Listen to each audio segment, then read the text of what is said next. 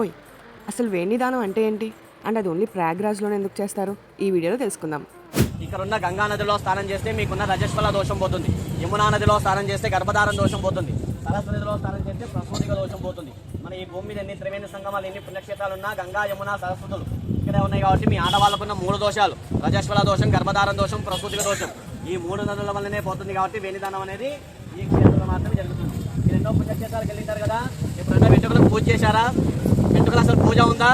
వెంట్రుకలు ఎక్కడా పూజ చేయం, ఇక్కడ మాత్రమే వెంట్రుకలు పూజ చేసి వెంట్రుకలనే తీసుకెళ్లి అమ్మవారికి దానంగా ఇస్తాం. అర్థమైంది కదమ్మా? దీన్నే వేణిదానం అంటాం. మీ ఆడవాళ్ళ కోసం నోములు, వ్రతాలు, పూజలు ఉన్నాయా? వాళ్ళకి ఎన్ని నోములు, ఎన్ని వ్రతాలు, ఎన్ని పూజలున్నా ఫస్ట్ నా భర్త బాగుండాలి, నేను సౌభాగ్యంగా ఉండాలి, నా పిల్లలు, నా సంసారం బాగుండాలని చేసుకున్నారు. కానీ మరి మీరు ఎప్పుడైనా నేను బాగుండాలి, నా దోషాలు పోవాలి అని ఆడవాళ్ళు ఎప్పుడైనా పూజ చేస్తున్నారా? మన ఆడపిల్ల కంటే ఏమన్నా పూజలు ఉన్నాయా? ఆడపిల్ల కంటూ ఏ పూజలు లేవు.